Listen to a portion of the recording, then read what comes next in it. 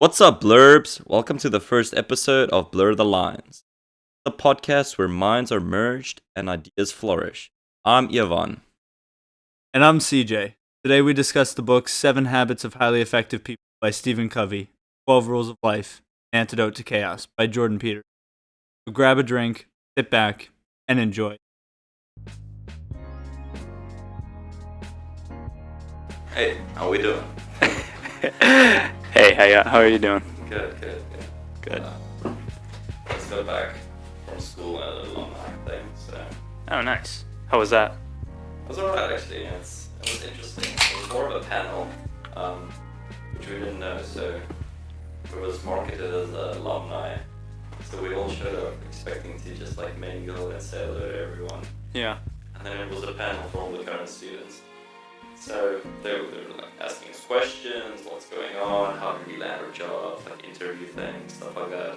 So it was you guys actually on a judges panel, and then people just in the audience? Yeah, it was a little more relaxed. We were all just sat in a circle with a bunch of freshmen, sophomore, juniors, and some seniors. And they're just asking questions. Okay, so... how many people were on the panel? It's all alumni, and people in Connecticut that showed up. There were probably 15 of us, just biomedical engineers that showed up. Wow. Yeah, it was actually kind of cool. Our professor just organized it, and it was nice to see the people. It's definitely nice. I don't know. I like Fairfield. There's something about it. I really do. I don't mean to praise. Quick plug on the first podcast for Fairfield. Yeah. I can't not. But yes, let me just get this.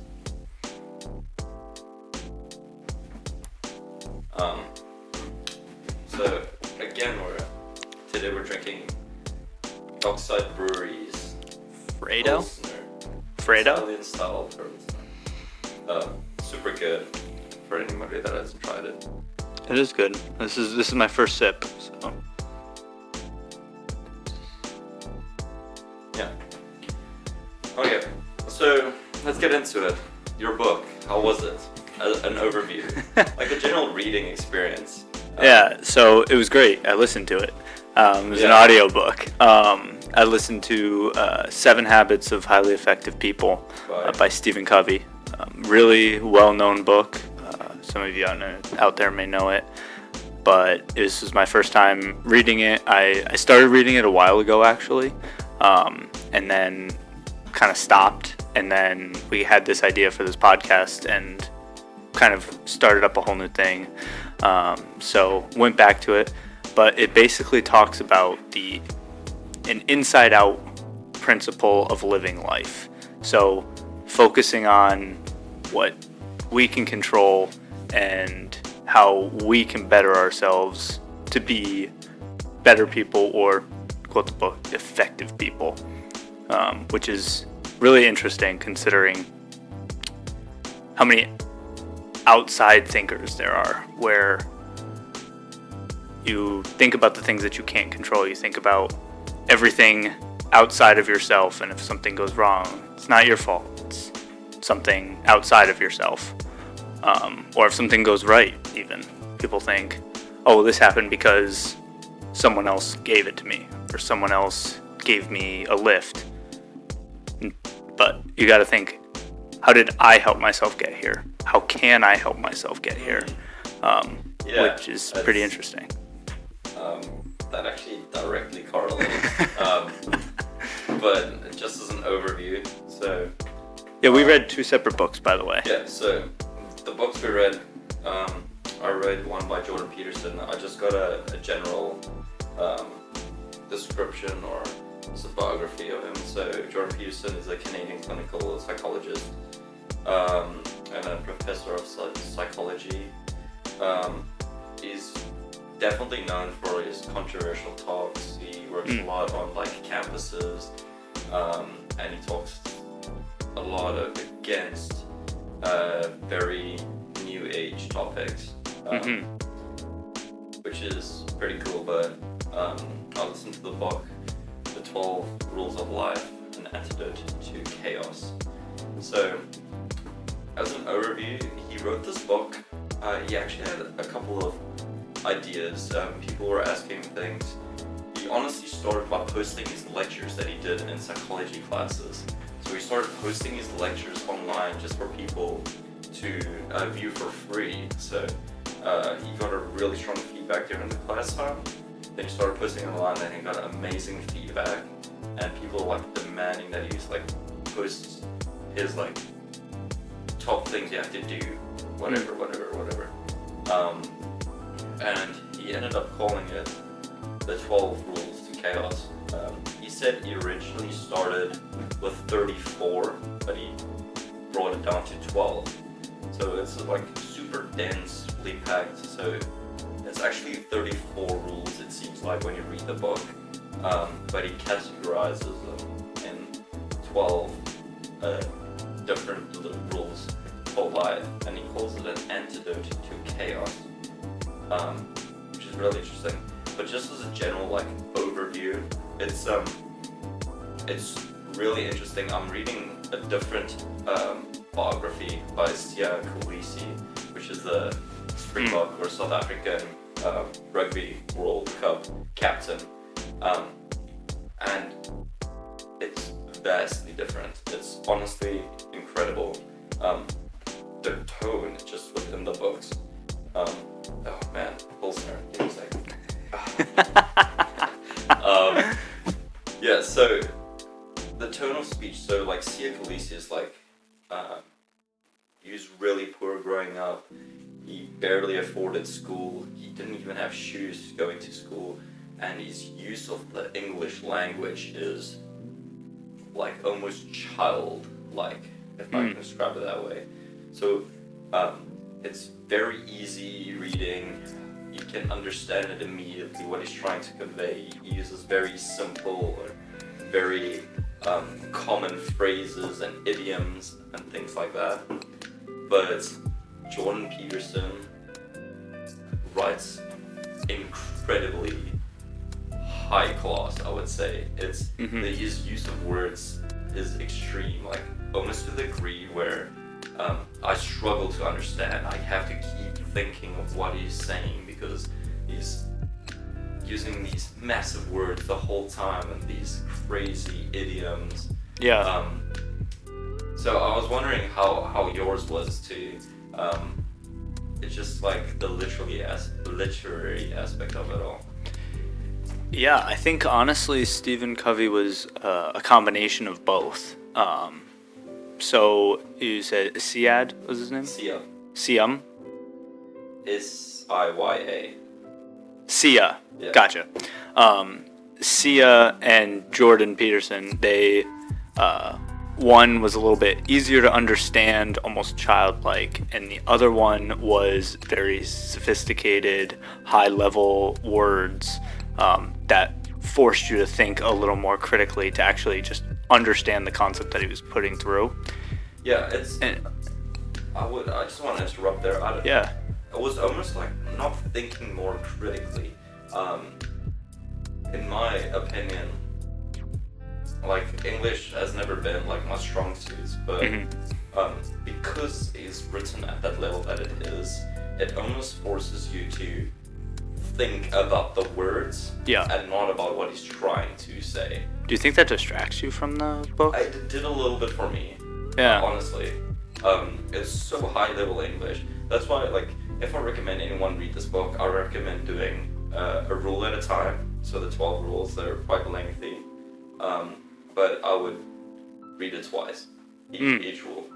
How long is a rule? Like, is it 20 pages, the chapter? Yeah, so I also did an audiobook of this. Oh, true. And like a rule.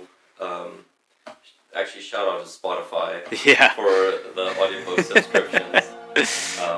Wouldn't have done this without them. But yes, so like a rule was like an hour and a half. So this is a lengthy book. Gotcha. Yeah. 14 hour book. Yeah, I think the 12 rules. The 7 Habits was also about 12 hours, 13 hours on audiobook.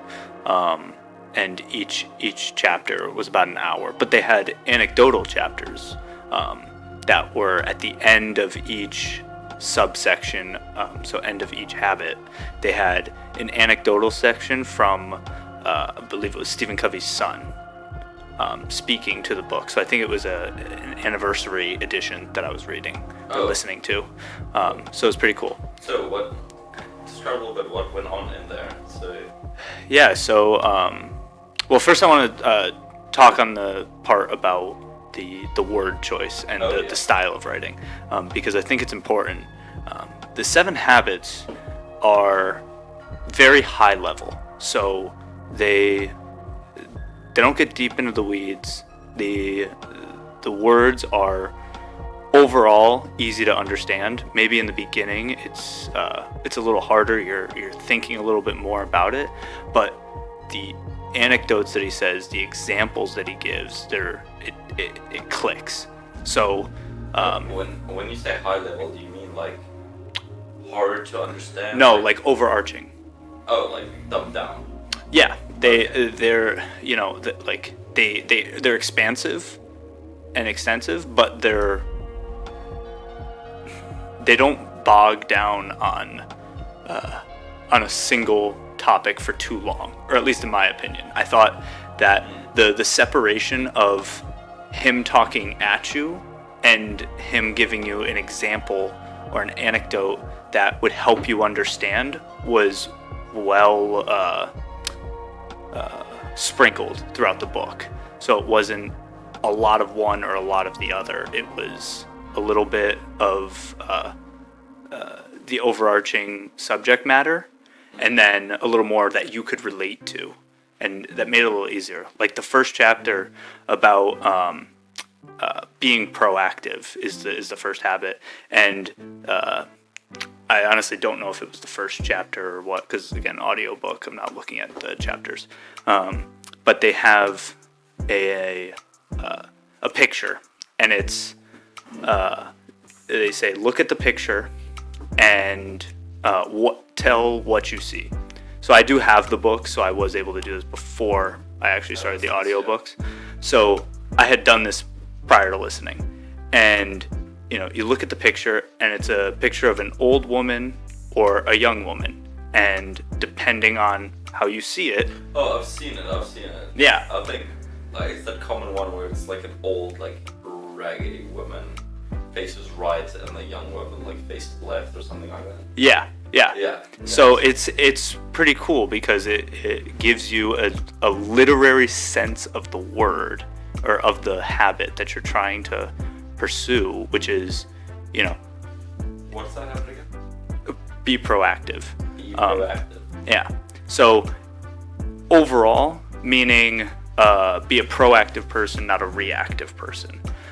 So don't react to the things around you. Be proactive about them. If something's not going right, how can you change it? Versus, again, the inside-out theory. So if this podcast doesn't go well, for instance, we could say, well, nobody understands the literature, or no one can speak at a high level like we can. That's being reactive to them not listening to us. Or proactive could be, maybe we need to do something more interesting. Maybe we need to... books. No, books are very interesting. We love books. That's why we drink.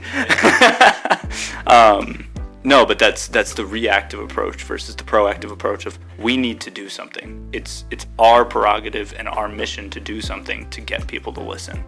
But in the case of the old woman and the young woman, two people can see very different things, both correct.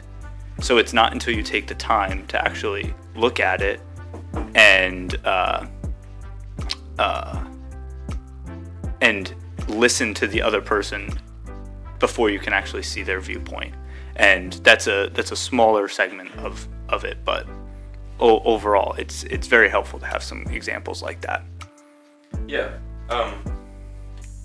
that's very much like because there's 12 habits and 12 rules. it gets quite confusing just listening to it. I wish I had a visualization, so I just pulled one up just to give me some sense of where I am. Yeah. But that really does seem quite a bit like what Jordan Peterson also does say, and I think it's like Rule 7. Where the Rule 7 is pursue what is meaningful and not what is expedient. So, in the whole chapter, it's basically the story of choosing the windy road instead of the straight path. He describes how you gotta go pursue what is meaningful in your life and not what is readily available, readily there. Yeah. And stuff like that. And he also digs a little bit into what you just mentioned of just going out and finding what's best for you to like seeing the best in things. But that's later on in the book.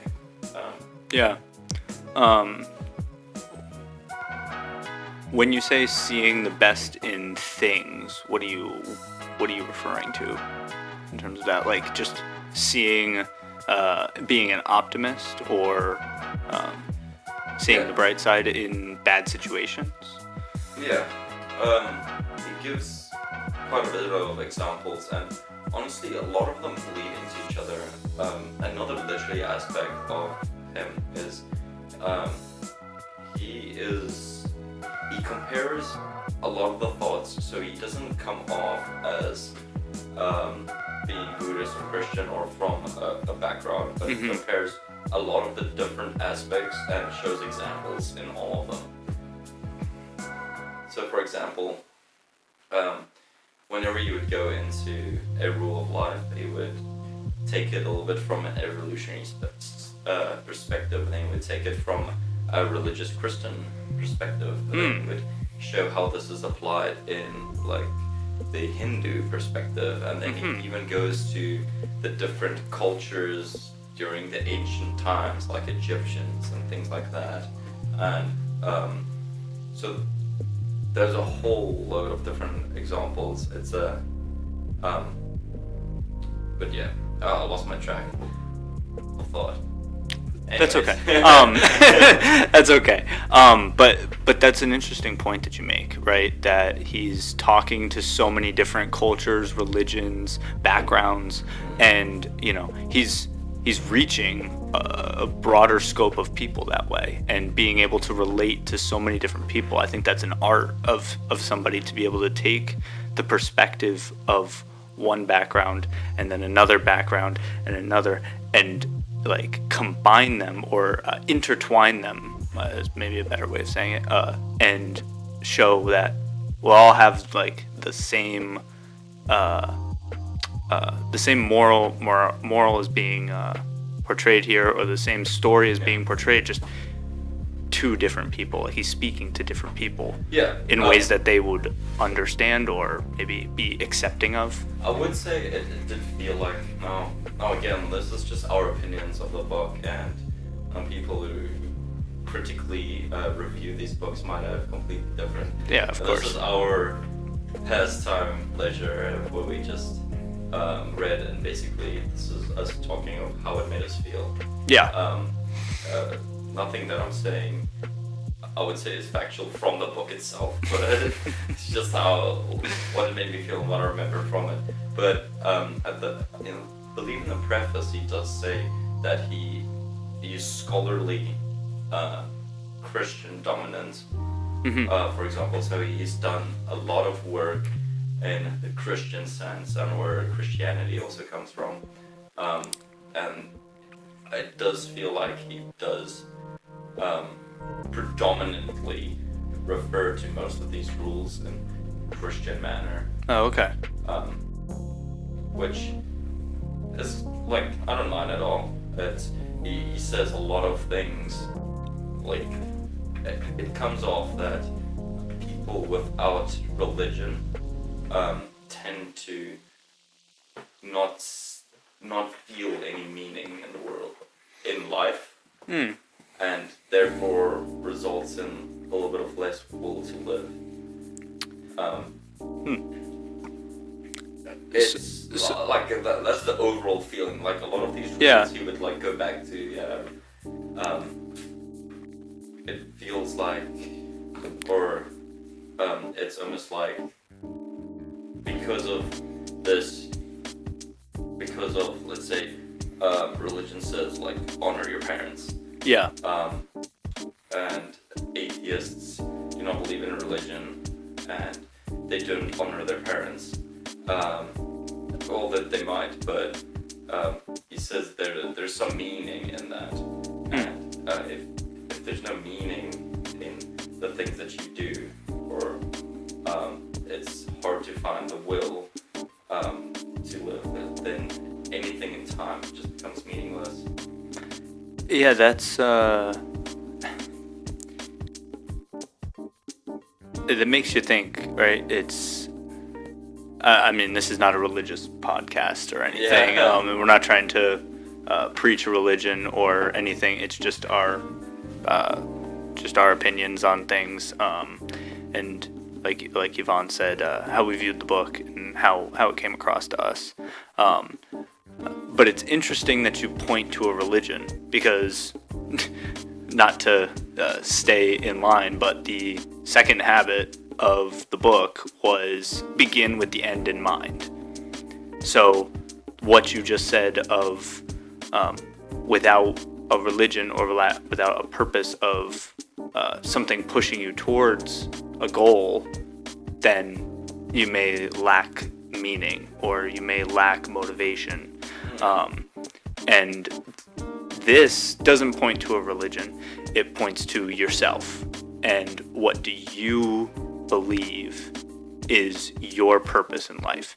So an example they gave was when someone's at your funeral, what do you want them to say, I remember about them? Do you want it to be, I was a great husband, I was a great co-worker, I was a great leader, I was a great podcaster? What do you want them to remember about you?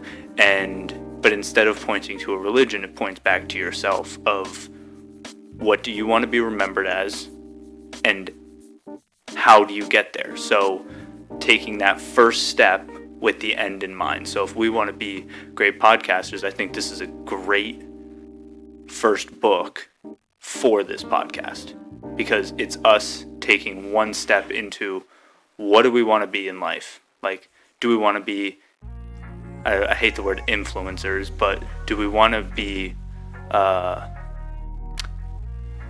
able to make a difference? And I think that these books, these habits, these rules that we're quote unquote starting to follow and maybe changing our trajectory in life, I think it's, I think this is one step with the end in mind. We're starting. We're getting started. We're moving towards something, but it's just starting with us. Yeah. It doesn't start with any outside religion or beings or anything. It just starts with you and what do you want to achieve and how can you get there. Okay.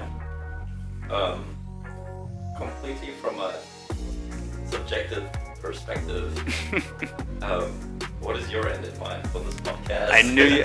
See, as I was preparing for this, I was like, he's gonna ask me, and I have no idea. And so we gotta execute on this book. I do think that after reading this book, I realize some things I'm okay with, a lot of things I'm not. And, I don't think that's a bad thing, and I don't think not knowing is a bad thing. But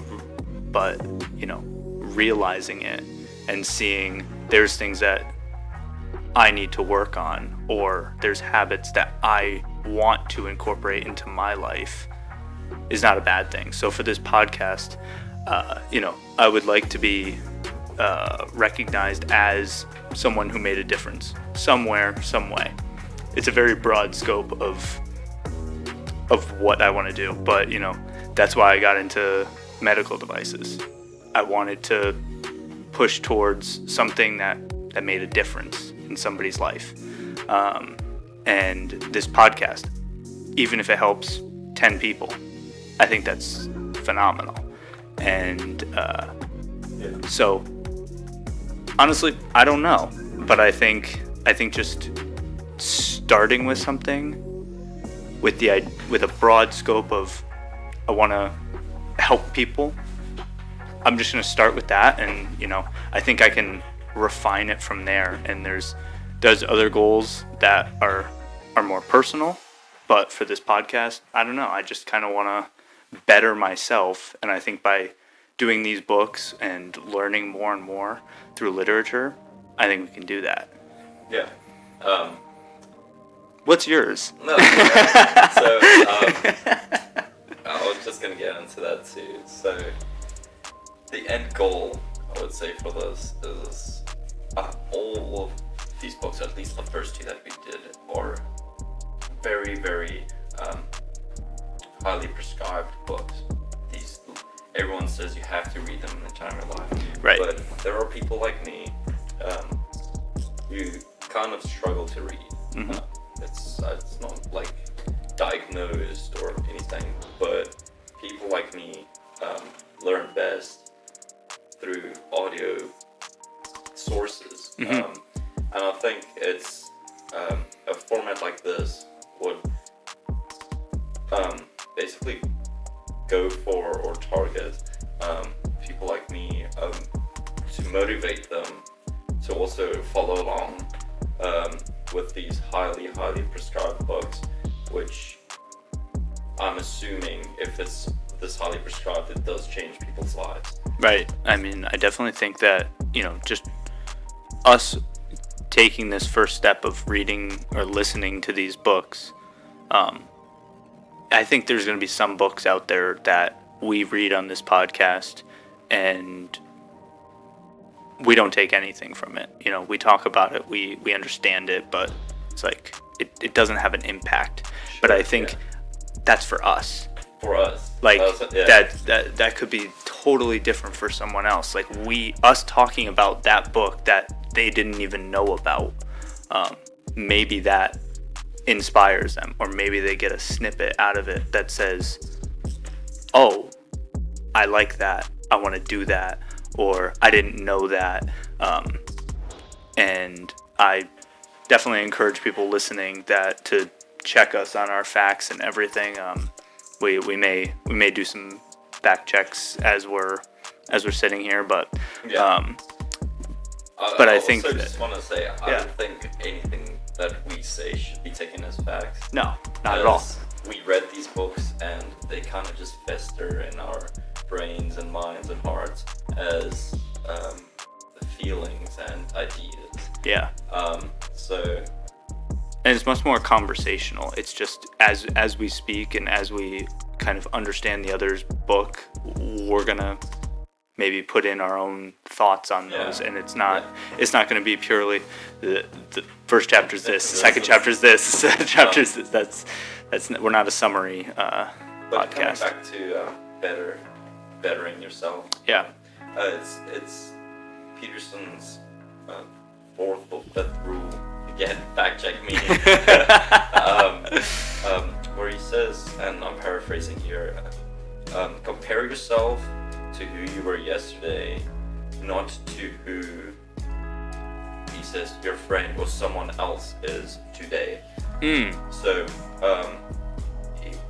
he makes a lot of puts a lot of emphasis on look at yourself today versus yesterday. Yeah. And he says, if you have bettered yourself, reward yourself. Now, he doesn't mean it in like, oh, I worked out yesterday for the first time, now I can reward myself with a Big Mac. Right. He says reward, physically reward yourself, mentally reward yourself. Basically, what I got from it is you gotta tell yourself, dude, you're doing well. This is amazing. Yeah. Keep it up. Like, you're better than yesterday.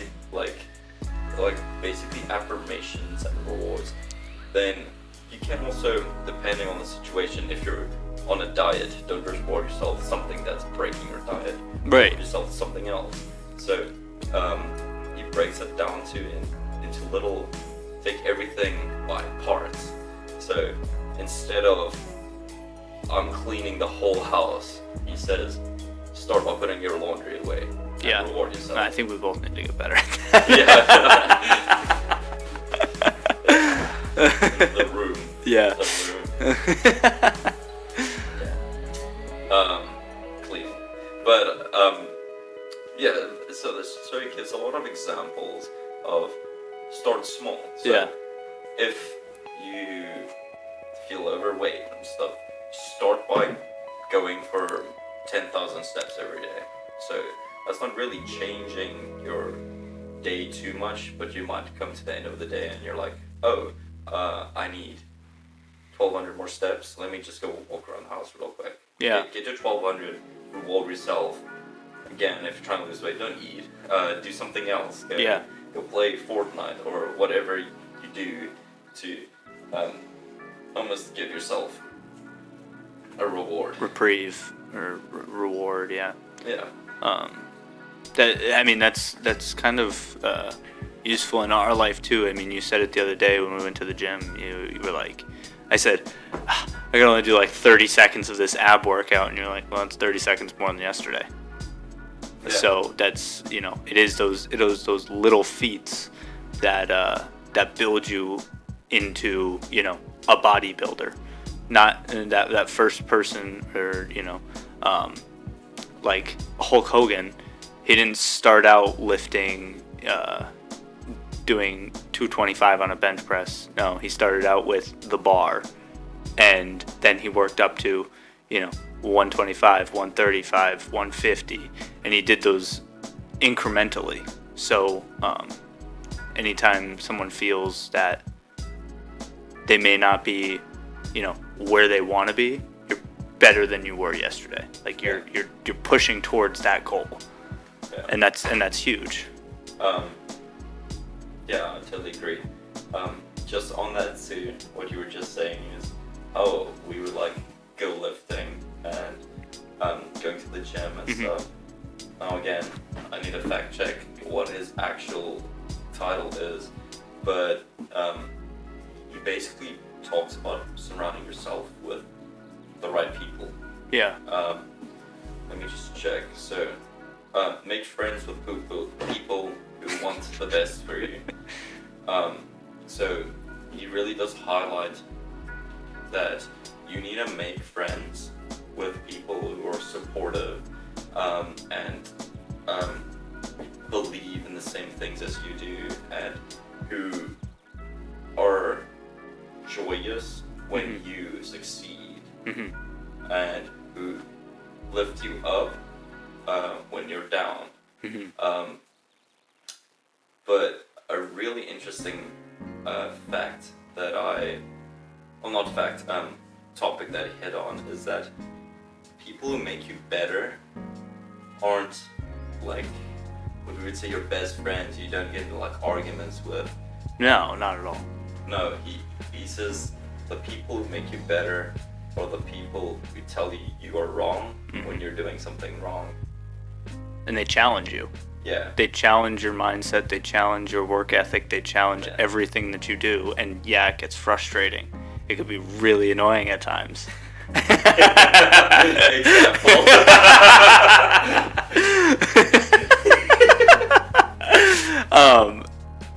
But it's true. I mean, you want someone that's pushing you to do better. Like us saying, fact check us. Like, fact check us. Be honest about it. Like, hey, make sure that you guys are hitting your marks or getting things accurate if that's what you believe in. But making sure that person is staying on track and bettering themselves is a huge part of a friendship. It's not, oh, we've been friends for years and I know that they're not going to give in on their opinion, so just whatever.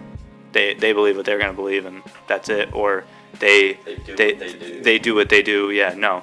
If you don't think that it's, benefiting them, you're allowed to say that. And it could sting, it could suck, but I mean, they challenge you. People should challenge you. Yeah, I definitely agree. It's kind of hard though, as the best or the good friend. Not best. I thought you were gonna say the best at X, like the best at something. It's hard being the best, It's really difficult. Hard being the best podcast. No, it's all jokes. But it's really difficult, actually, if someone is doing something that they seem to enjoy, blah blah blah, and you have to be the one that tells them no. Like, yeah. Especially if it's like in social circumstances. Expand on that. I don't know. It's I don't know a particular situation, but if you're like in a group of people, it's hard telling someone no, or what they're doing is wrong. Or no, for example, let's just take someone going out. You're friends with them, and he's like super flirtatious, but he's like engaged, and he's like, you go out as guy friends, and now he's seeming too friendly with other ladies. Yeah. It's hard in a whole social setting with other people to be like, hey man, like what you're not doing is right. It is not right. Yeah. I think there's even like a more tame. Yeah, that's the first thing I can think of. Right? No, that's fine.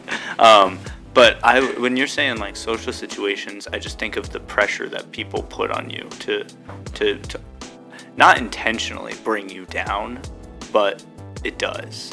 So like going out with friends, and if you don't drink or don't want to drink or do something, or vape or smoke, anything like that, and everybody's doing it, or it seems like, and they're like, oh yeah, just come try it, come do it, and now you as the best friend should step in and say, dude, you don't even like drinking, you don't like the taste of alcohol, you don't like smoking, and put them in their place and say, it's fine, you don't have to do that.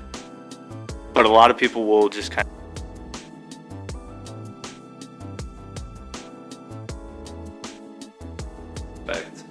I don't feel comfortable being next to you when you treat it that way. It like hurts me seeing that. That's a hard situation. Yeah, that's definitely a difficult conversation, and one that will probably make the other person upset. And I think that's what you're getting at, is like it's that difficult conversation that will cause pushback, and it's or cause friction in the relationship between you two, because you're like, what do you mean? Like she did this. I definitely was like, I was right to act that way, and you're wrong, but you need to stick to your guns there too. Yeah. A trick, I think, that was mentioned is that you kind of just voice your emotions. So, you have example too where, like a guy an alcoholic, one of his friends, would come in and basically try and sell stuff to him so he could make more money, so he'd be able to buy more alcohol. Okay. So it's one of his friends came in, and he'll try and sell him a toaster and thing at like 2 a.m. at his house in Canada, I believe. And he mentioned that like his wife said makes him feel uncomfortable and stuff like that. But it's a decent friend of his, he's a good guy, but he's got this tendency to like overdrink and things like that. So he gave this story of how one day it happened, and he just like, the guy took his toaster, or not his toaster, he explains the toaster, I'm not exactly sure how the story plays out, but basically the guy starts trying to sell him things again so he can make more money. I believe this guy isn't like wealthy or like well off at all, and Jordan Peterson just says, he goes up to him and he says like, hey man, like I know you're struggling with alcohol. I know by buying this toaster is gonna put you in a situation where you have more money to buy alcohol. I don't want to do that. Also, I feel uncomfortable because my wife says she gets frightened when you come over in this state. She's worried you would not like control your actions or things like that. And we're just worried, like these are my emotions towards the situation. Yeah. And he said that guy never ever did anything like that again. He said he, in his drunken state, he comprehended, he didn't lash back, he stood for like 15 seconds, I believe he said, and then he like nodded and walked off. But the relationship didn't seem to like change too much on a sober level. But never again did that guy come in and like disrupt them in his like drunk state. So in that scenario of the guy trying to sell them a toaster in the middle of the night to buy alcohol, that guy was, to look back at habit 1, proactive in that habit, as he wasn't reactive, which is kind of where I was going with the mother and son scenario that you said before. A lot of people would be reactive in those scenarios when their actions are put into question of, hey man, you shouldn't talk to your mother like that, or it makes me uncomfortable when you talk to your mother like that, or dude, you can't come to my house when you're this drunk, like it makes me and my family super uncomfortable.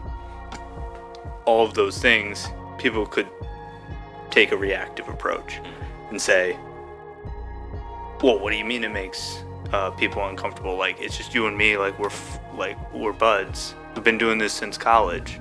Or like I said before, she talked to me this way, didn't you hear her talk to me poorly? And it's that reactive approach, whereas taking the look at, wow, I keep showing up to my friend's house drunk, and now I'm scaring my best friend's wife. That looks bad on me. I'm doing something wrong. Yeah. And I think taking that proactive approach is important. I see where you're getting from. Yeah. Also think if you are gonna be that friend, that good friend who values the other person, it doesn't come. It should never come from a viewpoint of I am better than you. I think a lot of people do say things like, no, I don't go to like the bars anymore. You shouldn't, almost from like, I'm better than that. Or anything of that sense, where I think genuinely if you are going to try and be that friend that we're talking about, that good person, it generally should be from a point of good, where you genuinely only want to help, or you're genuinely concerned for the other person rather than your own self-well-being. Oh, That actually does refer to a different part of the book where he basically makes it seem that helping someone else, if it's not generally to help them, a lot of people do it because it makes them feel better. So me, like, I'm saying something negative about you because it makes me feel better. Yes, kind of. So, for example, if you're struggling with your relationship and stuff, I'll go out of my way to go console you and talk to you and guide you and tell you what to do. Not because it's out of genuine interest to help you, but intrinsically it's because to me it feels like I'm doing something for you, but in the bigger sphere of things, nothing really is happening. In the greater scheme of things, I almost feel like in that case, like if you were not in a relationship and you went to console someone that was, and they were having hardship in that relationship, you almost feel, oh man, I'm so glad I'm not in a relationship. Is that kind of what you're getting at? That you're making yourself feel better, like, I'm glad I'm not in this? Or is it they're giving bad advice because it makes them feel better? I don't think it's from bad motive. So then how in that scenario is a person doing consoling in a negative way? Me consoling you makes me feel like I'm doing something good. Gotcha. So it's more of a coin in the karma jar or something like that. Yeah. Like you feel like okay, I did something good. Yeah. Something good might happen to me. And makes that me was feel earlier on the book, so I'm not too fresh on that. But yeah, basically it seems to like be wary of doing that to others, and also have other people doing that to you. It generally doesn't come out of it's not done because you want to do it. So I'm not doing it because I know I want to feel better. Yeah. It kind of just like happens. Yeah. I don't know, it's mentioned. But I want to go back a step. Yeah, go right ahead. before the camera kicked out. And we were talking about. I think we're gonna have to light a new candle. Oh, Look at this puppy. Everything's dying. I know. Alright, that was the end of Whitewashed Barnwood. Whitewashed Barnwood. I think it's from Kohl's, if anyone wants to go pick it up. But we have another one right here. Getting into the holiday spirit. We have holiday cranberry. Smell that. It smells amazing. That smells nice. Huntington Home soy blend. Probably also from Kohl's or Walmart. Where I get all my candles.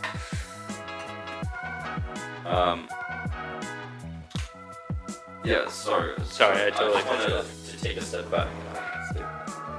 Yeah. I wonder if they can read it, but sorry.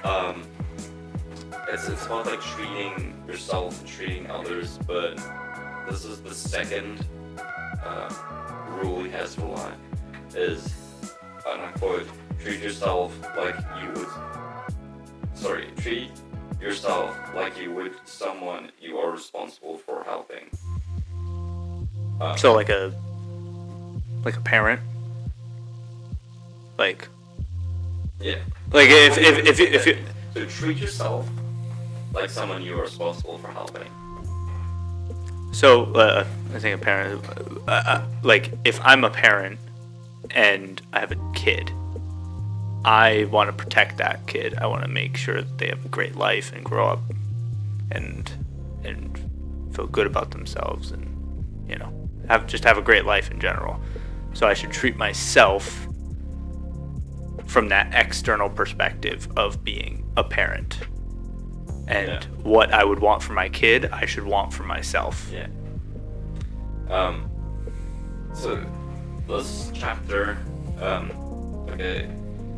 it's actually quite interesting. So he seems like, from a Christian perspective, he bases this off Adam. So Adam and Eve. Mm-hmm. Adam is the sinner, and ever since Adam, we have all been sinners, and we view ourselves as sinners. We are born into sin, and by the grace of God and Jesus, you get out of sin and you can't go to heaven. But from that perspective, we all treat ourselves like we are sinners, and sinners do not deserve anything. So he brought up the statistic where he compared people getting organ transplants and people caring for their pets after an operation or organ transplant or a vet visit. So one group of people has an organ transplant. Yes. And one group is pets? Yes. Okay. Statistically, it seemed like, or don't quote me on this, but he makes it out to be that people are much more likely to complete medication courses for their pets' vets appointments. So if the pet needs to take 7 pills or 30 pills after, or like their prescriptions, the pets generally complete all their prescribed medicines, whereas humans who wait on organ transplant lists can wait up to years, and you have to go through, like if you kidney, you have to go through like dialysis once or twice a day, every day of the week. It's painful, it's harsh. When you get a new kidney, all you have to do is drink a pill a day, which basically keeps your body from attacking the foreign kidney. Yeah. For the rejection. Yeah, for like 30 days. And those people are far likely less to complete their prescribed medication, as an example. So he breaks this down that generally people don't view themselves as things worth caring for, but will always view others as worth caring for too. So your pet, or your sister, or your brother, or your wife. Yeah. And you see this almost like all the time. Like, how many times does like one girlfriend say to the boyfriend, like, no, you gotta like go like buy yourself clothes, do this, like clean your face, stuff like that. Like, you gotta eat. Why aren't you eating? Like, how many girls out there don't eat, and then boyfriends are like, come on. Yeah. No, drink it's water. True. I mean, yeah, mine does that to me all the time. She's like, did you eat today? Did you eat? I mean, it's true. You do, the people that you love and care for, and I think it comes from, you want them to be around a long time. You know, you want to keep loving and caring for them, and it is strange that we don't think of ourselves like that. Like, I think if you take that from the other perspective of ourselves, we should want to care and love for them for a long time. I know it's the same thing I just said, but from a different perspective. So the first one, I want to love and care for my girlfriend for a long time. So I want her to be healthy. I want her to be safe. Yeah.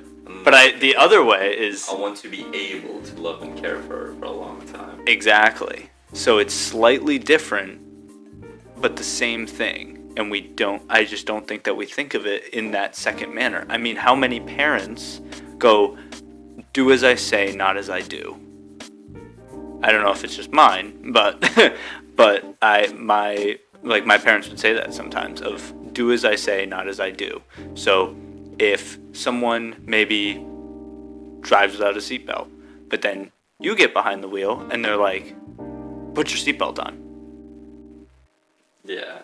And it's like, well, if you don't, it also like, it almost sounds hypocritical, but it's not. It's out of love and care.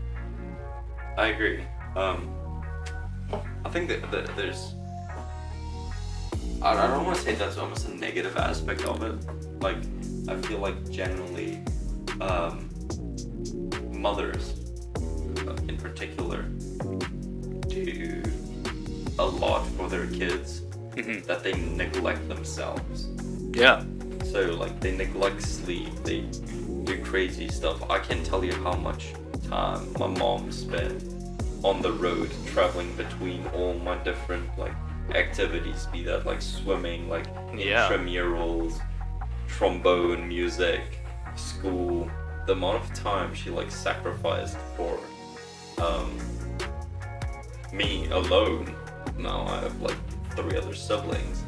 It's utterly insane from an outsider perspective, actually.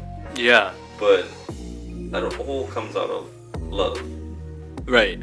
And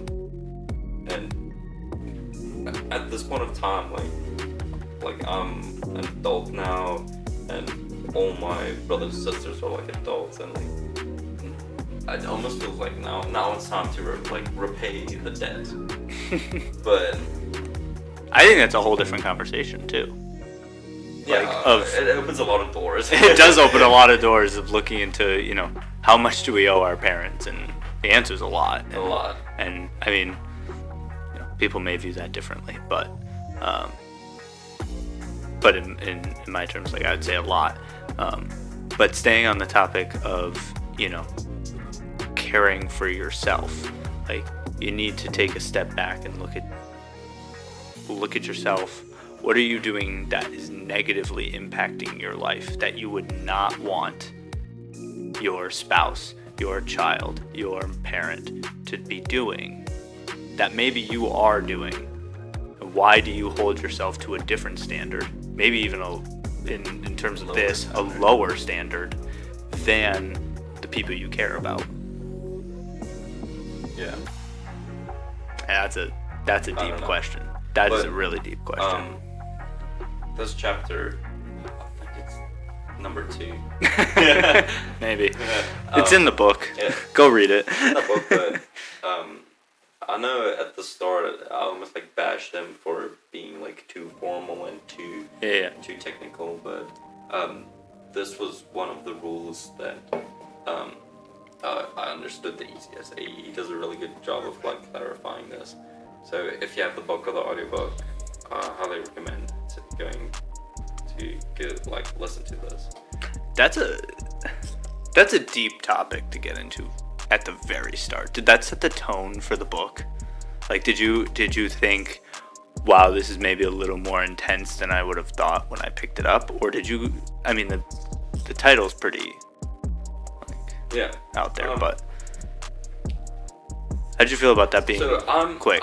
I've watched some of his like lectures, and like I'm familiar with who he is, so I kind of understand where all of this comes from, and I might not be doing as great of a job as conveying his tone, if that makes sense. But I didn't really feel like that. You didn't feel like it was an overwhelming topic to start out with?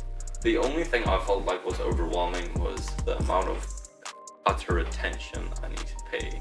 Yeah. To comprehend what he's saying. And right. Maybe someone comes out with ChatGPT who basically just takes his whole book as a PDF and says... Consolidates it. Not consolidate, but just write this into... I don't think there's many people who could consistently read this book and understand everything. Like, that's the degree of his language. And I'm like speaking from a more like holistic, like there's a lot of people whose English isn't their first language. Yeah. There's a lot of people who haven't even gone to college. There's people who like basically didn't graduate high school. And like this is a really like it's not an easy book to read. Which I wish he made it a little more informal, a little more easy.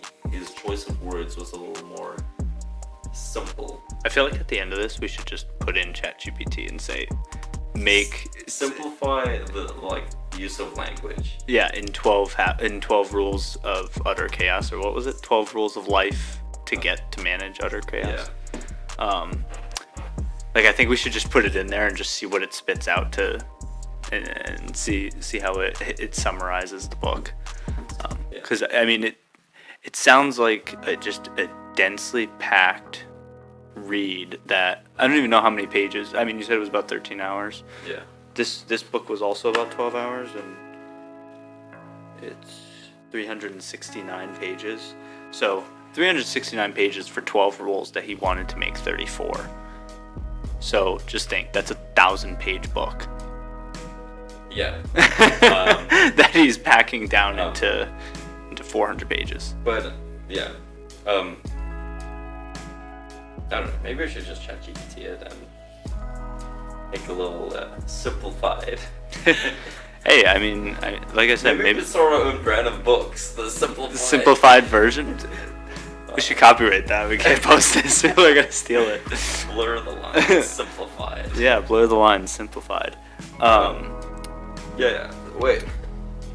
There's a different aspect of it all, which all like boils down to like builds up. So, it comes down to you can't care for others before you're truly able to care for yourself. So that's basically the build-up of it. Or at least that's what I understood it to be. So in order for you to truly like claim responsibility and things like that, you should be able to care for yourself. Meaning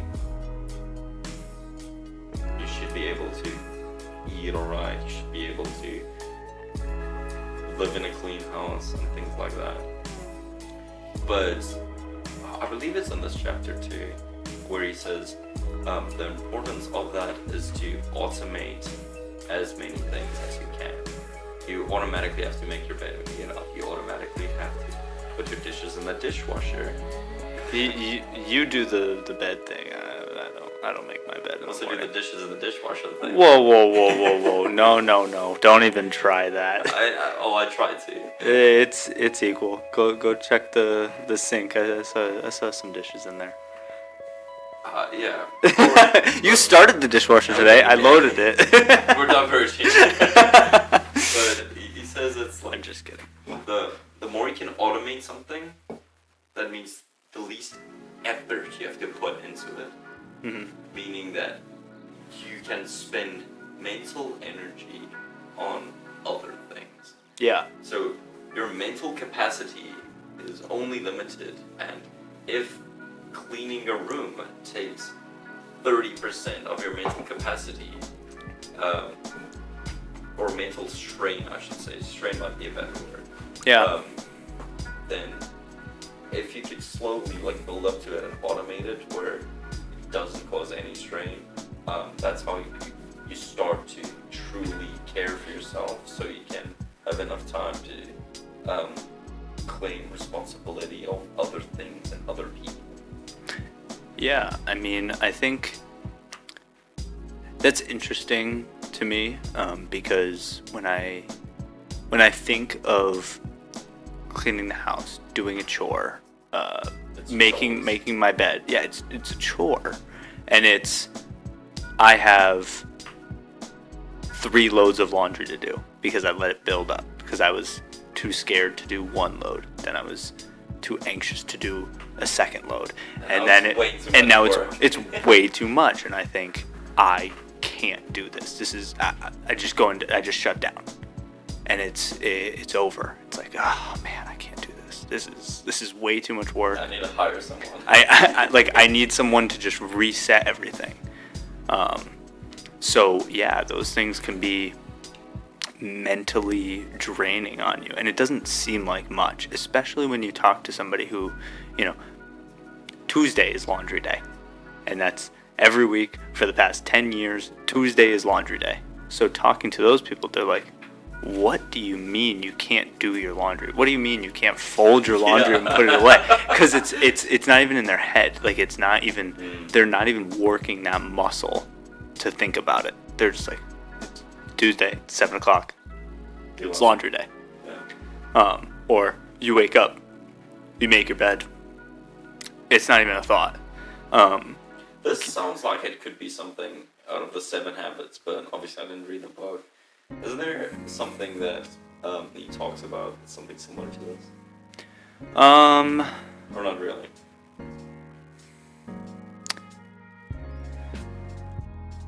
About having chores, or about like just the automation? Not really. So there is the idea that I think habit 3 is put first things first. I guess I can fact check myself. Yeah. I have the book, which we will not have every time, but today I do.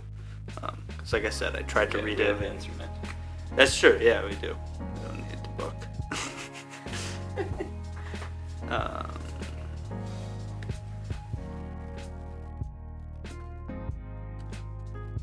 Yeah. While you're finding that. Yeah. Okay. Yeah. Go ahead.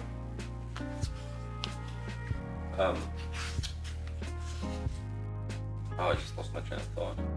All right. Well, I did find it. Oh, nice. Perfect. Thank you for that. A diversion of a topic. So, put first things first. Habit 3. So this talks specifically to make a priority list. So I guess it kind of does tie into it a little more than I originally thought. So it's make a priority list. So you're getting the things done that you need to first. I don't think it talks in quite the way that you're talking about, not even thinking about it, because I think you still need to think about it. You still need to make sure that your priorities are aligned with your end goal. I think your book might be written for more like, it seems like it's more for like executives and people in charge and things like that. I don't know if it's where mine is written in a language for higher class Englishmen, but actually written for the common person. This is a book for the people. I think it's both, because the book has a lot of examples of executives. So, for instance, we don't have to go into this whole habit right now, but for instance, think win-win is one of the habits. I think it's 5, 4 or 5. But think win-win. So it's about compromise. It's about, if your associate, your employee has a differing viewpoint or wants to do something slightly different, how do you come to an agreement where both parties win? But it also shows an example of like marriage. The same thing applies, where you have to think win-win. It's not win-lose. So when you think win-lose, I win, you lose. Or I lose, you win. And when you think that way, there's a negative involved. And you never know how much that's going to impact a relationship. So, say you're arguing about something, I've given up talking about it. I lose, I just give in and say, you're right. I lose, you win. Or, but now, I feel like I wasn't heard. I just shut down, gave up, gave it to you. If I think win-lose, I'm gonna win, and you're gonna suffer. Because I want my voice to be heard, and I'm gonna push it through. And there's going to be a loser. Yeah. But if you can come to a compromise and think win-win, then you think I think what was the example they gave in the book? I know I said I wasn't going to go into this, but I guess I'm here now. No, it's an interesting topic. So, in the book, they thought, well, the example was a woman's mother was dying, and the father, or the husband, had planned a fishing trip with their kids and the whole family. We're supposed to go to, we'll say New Hampshire, I don't remember, New Hampshire for a fishing trip, and they had planned it for, I actually don't think they gave a place, but had planned a fishing trip, and it's been planned all year. They took the week off, like, the kids are so excited, everybody's excited. The wife wants to be with her dying mother. Here comes an impasse. So, in a win-lose scenario, one of them needs to go camping, the other one needs to be with their mother, and one of them needs to win, and one of them needs to lose. In a win-win, they come to a compromise. So instead of, going fishing in New Hampshire when they're from Connecticut, they find a place in Connecticut where she can be close to her mother, but they can still go off, and if they need something, they can leave the trip early. Or we'll plan a separate time to go be with your mother, and we'll go the weekend before and the weekend after to go see your mother. But we can still go on the trip. And both of those compromises are better than either one of the things that the first person proposed. Like other or. Yeah. Better. It's better than the win-lose. Yeah. Or there's the lose-lose, which is never good. But we're going to focus on never an option. Yeah. We're going to focus on the win-lose, the lose-win, and the win-win. So when you think about those things, it's really interesting, and you need to set aside the difference, set aside your ego, and just think win-win. So in the case of that, it could be an executive. It could be an executive, or it could just be your everyday life. So I think this book is tied to both. I think a lot of it is, if you're going to be an executive, you should inhabit all of these principles.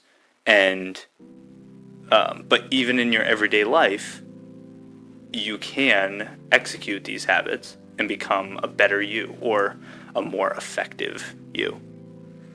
So I do give examples of both. Yeah. So it's interesting to say. I guess for most things you can extrapolate it to your life. 100%. It doesn't matter where you are. 100%. But interestingly, you gave me like a little sneak peek of this chapter. Mm-hmm. We just briefed over it earlier in the week.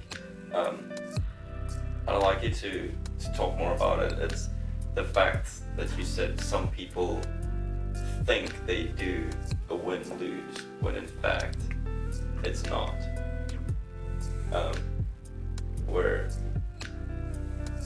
Or it might have been a different book, where you say you're actually compromising for someone else. Mm-hmm. But in fact it's not a win for them. Oh, you're talking about the deposits.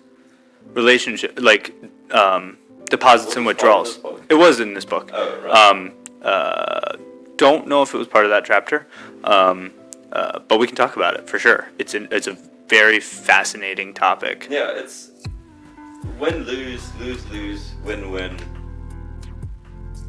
No offense, but like, I guess any like person who sits down and thinks about life can come up with that. But yeah. Well, what you told me, what you'll get into now, is something that I don't think I've ever really thought about.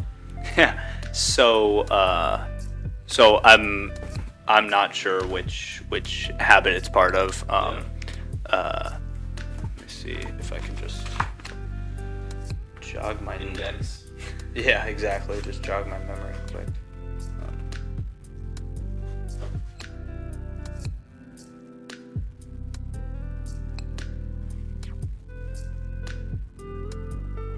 If we can't find it, it's alright. You know Yeah. the story at least. Yeah, I know the story. So basically, there's the idea of withdrawal and deposits in any relationship. I love giving gifts. Mhm. I love doing it, and I also love receiving gifts. Yeah. So to me, as a deposit, I would think, oh, here's a gift, here's a new ring, here's this, here's extra blankets, blah blah blah blah blah. Yeah. I'm putting in all these deposits, for a gift. This is literally money too. But as a relationship aspect, these are relationship points. I'm just gonna call it. I don't know what the terminology is used. Yeah. But I'm putting all of these relationship points deposits in. But for you, for example, you don't really care about gifts. You just want to spend time. But I'm a busy man, and I never spend time with you. I just give you gifts. Right. That is I think a different example of completely missed. What do you call it? Withdrawal. Deposits. Deposits. Yeah. Complete missed deposits as a result of. Yeah, and I think that's interesting because it's very true. My love language may be words of affirmation. So all I want you to do is tell me I'm doing a good job. Yeah. Tell me I'm You're hot. Yeah, tell me I'm hot. And you're just here's a gift card to Dunkin'. I know you love Dunkin'. It's nice. It's good. It's not what I would consider. Relationship points. Right. It's not what I would consider a deposit. It's not what I would consider a withdrawal either, maybe, but it's neutral, I guess. But yeah, I don't know. It's a very interesting concept, and it's not just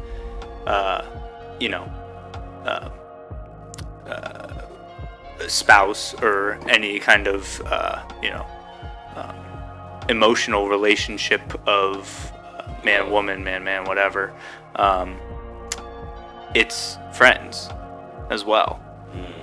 So it gets into a deep rooted thing of, maybe when you tell me I shouldn't talk to my mother that way, you think you're doing me a favor. I take it as offensive and disrespectful. Withdrawal. You think it's nice, you think it's a deposit. So I don't think anyone thinks that's a deposit. That's a hard situation. I think you're mixing two things here. I don't. No. I think if you're telling me that I'm doing something wrong and it's out for my own good, you think it's a deposit. You think you're helping me by steering me in a right direction. That is. I think we're missing the mark here for what I was explaining. Okay. Where it has to come from intrinsically good, care. Yeah. Deposits and withdrawals are not. Deposits, by definition, at least deposit is putting money into something, hoping it goes up. No, that's what I'm saying. It's not in vain. And that's the misconception. Is it shouldn't be in vain, and it shouldn't be for gain. I didn't mean to rhyme there. Just did. But it shouldn't be. The idea is, But I want to do something good for you because I care about you. Or, at this example we were talking about, the guy disrespecting his mother. Yeah. I don't think that's a deposit, ever a deposit. I think that's more. Whoa. That's more withdrawal. Whoa. I'm talking about the best friend. Yeah. I'm talking about the friend who tells the guy he's being rude to his mother. Yeah, I think that's a withdrawal to a relationship. Absolutely not. You are putting your relationship probably on the line. Then I disagree strongly. I don't think that is a withdrawal. I think that is a deposit on building a relationship. Those hard arguments build a relationship, and I think it's actually a deposit. I think you're strengthening the bond that you guys have because they know that you're going to be the one to have that tough conversation. Again, my perspective. So I would take that. Yeah. Or I would think I was giving a deposit. You would think I'm trying to ruin a relationship. Or put a... Yeah, you know, rude, you shouldn't intrude. Yeah. Yeah. That's exactly what I'm talking about. And it's not in vain. It's not like... Or at least I don't understand conceptually then exactly what a deposit is. A deposit is something that helps and nourishes a relationship. So... But... to help and nourish, like, if you're telling someone off, at least with all the other examples. But your example was out of genuine good. Yeah, but... Your example was not telling someone off because you're better than them. That's exactly what you said. Right. Not to say that you're better than them, just that you want to help. But, hear me out. What, or, like, I didn't read the book, but what it sounded like... I'm still trying to find it. What it sounded like to me is that these deposits, you try and put in a deposit when you do something that the other person wants. You do things that make them feel better, even though it might not be for you. So I will go to the movies with you because you love the new Taylor Swift and your concert came out. But I hate Taylor Swift. So I'm putting a deposit in at my own sacrifice. But it's not. Like, you're putting in a deposit because you care about that person. Not at a sacrifice. I think maybe it's just the wording, but it's a negative connotation to say that you're doing something because you want something out of it. You're putting in a deposit because you expect something in return. Whereas the deposit is just, I've done something nice for you. That's it. But telling someone off is not nice. I disagree. I think... Okay, before I say that, before I say that, I disagree with telling someone off. Is that I'm sticking to the example of I'm your friend. You yelled at your mother in a disrespectful way, and I told you that I did not think that was okay. I think that is an overarching deposit. Maybe in the moment it feels like a withdrawal. But I don't think that it is in the long run. I think it's a deposit on our relationship and we're building off of it. This candle smells amazing, dude. Interesting. I don't know if we're on the same page on that one, but... I don't think that we are, and I don't think that that's a bad thing. That's why it's blur the lines. Blur the lines. We're discussing the gray and in things that happen in everyday life. Well, let me tell you this. My favorite rule. I don't know why, but my favorite rule from Jordan Peterson's book is rule number 1. Is that as far as you got? Yeah. I'm just kidding. So rule number 1, and I like to give these in quotes. Is he literally says rule number 1 is stand up straight with your shoulders back. That is the first rule of life. Okay. Like, Like- obviously, Confidence? yes, exactly. A lot of people can immediately understand what that is. Like, okay, yes, Sam should be callbacks. He doesn't. Is that why you kept saying confidence to me the other day? No. When I was making the stew? I actually didn't even start the book then. Okay. Maybe I did. I don't know. I don't know. But you just kept saying confidence to me the other day, and I was like, I just thought of it.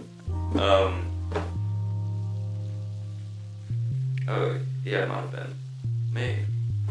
It's already working, dude. The book works. You don't even realize it because you're not using that muscle anymore. Yeah. It's not even a chore. They're all just merging. But yeah, this rule like emphasizes the importance of carrying oneself confidently, and accepting one's responsibility. But he had like crazy examples of like lobsters, right? So he says a lobster. Oh, this was to do with like serotonin and everything. He like gets deep into like the science of it all. Okay. I highly recommend giving it a read because obviously there's a lot of scientific and there's only so much my poor little brain can absorb. But it basically dumps down how when you walk with confidence and when you treat yourself with confidence, it helps boost your serotonin levels.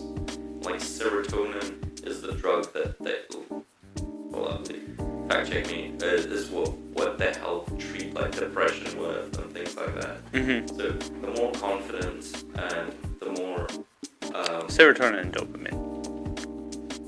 yeah.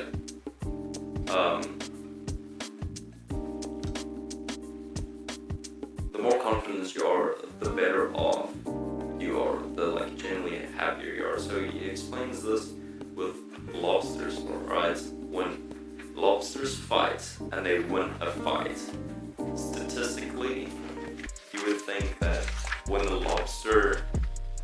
winning lobster would be injured, right? Okay. Wait, the winning lobster would be injured? Yeah, because he just went through a battle. But statistically, he's more likely to fend off other lobsters In the future. like right after in the future, things like that, because he's got like a confidence boost. He becomes bigger because he's happier. I don't know. I feel like I'm not doing a great job of what he's saying. It was also the first chapter. Yeah. In the book, but it was truly intriguing how he relates confidence to all other things and how that all plays out. So, in short, like, stand up with your shoulders back, be confident, and treat yourself with respect. I do have to run to the bathroom very fast, but I did find what I was looking for, the emotional bank account. So let me run to the bathroom and I'll be right back, and then we can dive into this a little bit. All right, and I'm back. And we're back.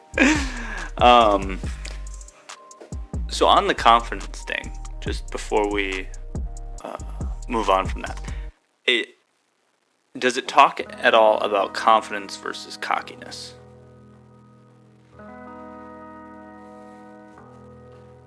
I don't think so. I think he warns about overconfidence in things that like require skill and stuff like that. Mm-hmm. I might be mistaken. It's I'm not sure. I don't think so. I just, I fear that people take confidence to mean cockiness or, there. They're confident in the wrong things. They can say a lot of things with confidence. Doesn't mean that they should. Like, if someone, I don't know, tells me a story about lobsters and says it with confidence, but in reality that story doesn't exist, or it's all a lie or something, why was that a good thing?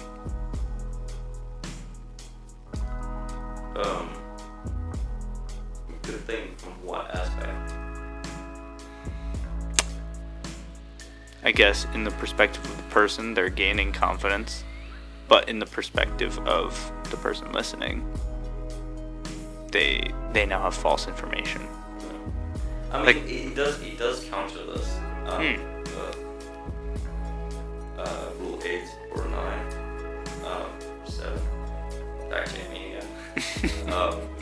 And the rule is, we actually had a conversation earlier this week about like not lying. And I didn't realize that this towards the end of this book I got to it, and he says, speak the truth and always the truth. Always speak the truth, or at least don't lie, is the rule. Gotcha. So he does speak to it, just indirectly.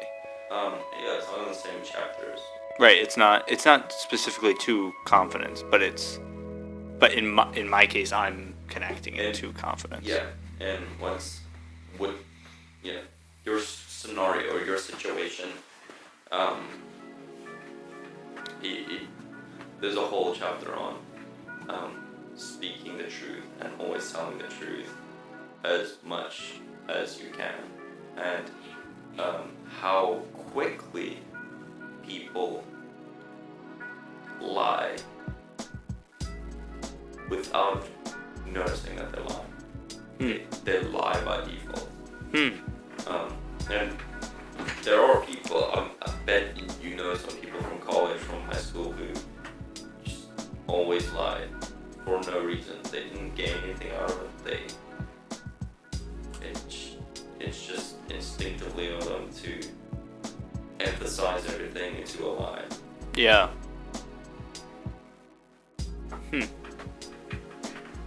So, yeah, warns against that. I guess if that answers your question. Yeah, it does, and I think that's an important thing to differentiate, is the difference between being confident and being overconfident to the point where you're confident in the wrong things. Like, you're confident, but you shouldn't be. Yeah. If that makes sense. Yeah. So I just think that's really interesting. But I definitely think confidence is key in a lot of things. Like, fight for what you believe in, be who you want to be, and be confident about it. Speak confidently. Yeah. Like, but not even speak. Just be. And do. Like, walk. Oh, walk confidently. Like, someone asks you, do you want a drink? No, I'm good. Be confident about it. I don't know. Maybe I'll have a drink. Maybe I'll. Be confident. What do you want to do? Make a decision. Or, are you gonna go to the gym tomorrow? Maybe. I don't know. I got a lot of stuff to do. Like, I'm trying. Yes or no? Yeah. Are you gonna do it, or you're not gonna do it? So I think just not even just speaking confidently, but being confident, doing confident, like, all of that contributes to, a better lifestyle. I think if you know what you want and you're confident about it and confident in who you are, I think people. So yeah, if you're just confident in who you are, people will respect that. And I don't think it has to be according to their views, or you have to align with everything that they believe in. But if you're confident about who you are and what you want to be, then I think that people will respect that. From what I could gather, there was like, so there were 34 rules, and he like dumbed them down. So basically, dumbed them down. It doesn't sound like he dumbed them down very much. He condensed them. Yeah. Better. And there are like subtopics, like I was mentioning before, and for example, like these subtopics for confidence, or not confidence, for stand up, shoulders back. Basically goes a lot of confidence. Goes into like body language and like how that psychologically affects you. He's a clinical psychologist too. Mm-hmm. Then it goes into like relationships and things like that too. But also, its last thing is how it affects like life's challenges. So if you're confident with the lobster scenario, with like everything, you were basically touching on it too. Like if you're confident in what was it, getting through school, if you're confident that you can do all your chores, or that you're doing this or doing that. I think if we're confident in this podcast, if we're confident in ourselves to make a podcast, people may not, like our friends see confidence. Yeah, our friends may say, why would you do that? Why would you spend time doing that? In our eyes, and we say, we like doing it and we get benefit from it. We learn different perspectives of life, different perspectives of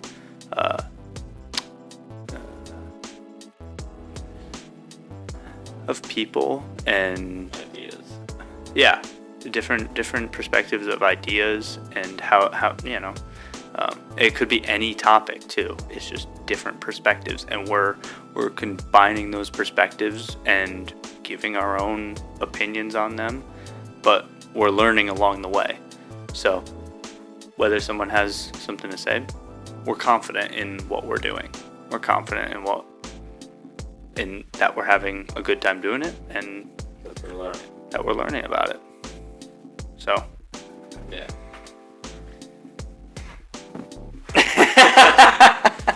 You didn't say sit up straight, you said stand up straight. I'm not standing up right now. I'm just kidding. Now, I know I just mentioned how this like stand up straight, shoulders back, how simple of a life rule it can be. Mm-hmm. That was actually my favorite rule from Jordan Peterson's book.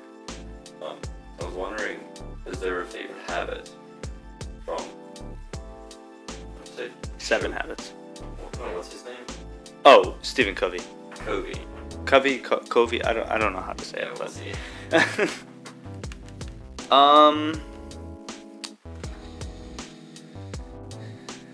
Or at least one that stood out and we're like, oh, of course, yes, I can do that all day. I don't think there was like.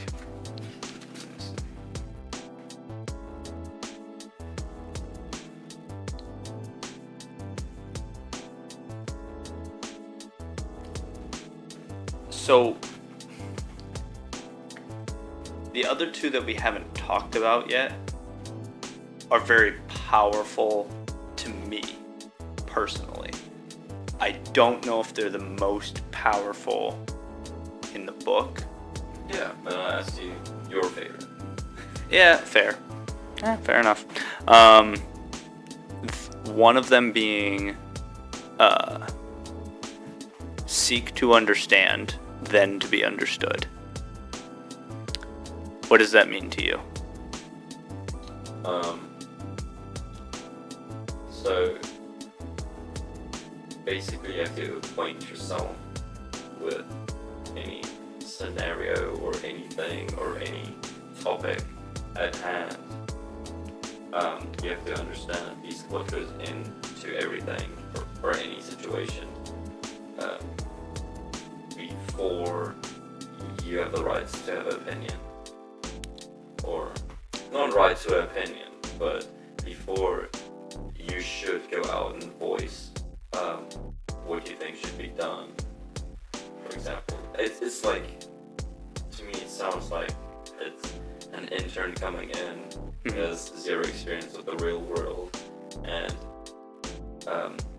tells everyone that they should do it the way they should do things the way he believes it should be done, without any experience at all in real world. So what you're saying is that someone needs to have an in-depth background of the topic or discussion before they're able to weigh in and try and persuade someone else. Yeah. I don't know. It doesn't have to be in-depth. Just as the understand. So they just have to have some knowledge before they're able to, or a deeper understanding or an understanding of what is being talked about, what the topic is, before they can weigh in on it. That's what it sounds like to me. Yeah. So what I just did was an example of seek to be understood, or seek to understand. I'm repeating back to you what you said to me to make sure that I understand what you're telling me. I see. And I've done it actually a few times, I think, in this podcast. I've been trying to integrate it into my speaking Life. because I think a lot of people do, but I personally tend to, I think when someone's talking, and I don't want to lose that. Yeah. So can I interject here? Yeah, it's fine. Yeah, sure. Like Grandma always used to say, you have 2 ears and 1 mouth. Use it in that ratio. That's, I mean, yeah, exactly. And this is the thing that's talked about in the book, is repeating back what someone says. It's very easy to integrate into your life, but it's powerful because it shows you understand. It's confirming that you understand what the other person is saying. Correct. Because some people talk and they don't say what they mean, right? So someone says something and then it's misunderstood.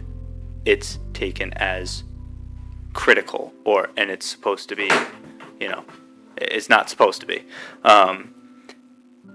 And the purpose of this is to say, this is what you're telling me.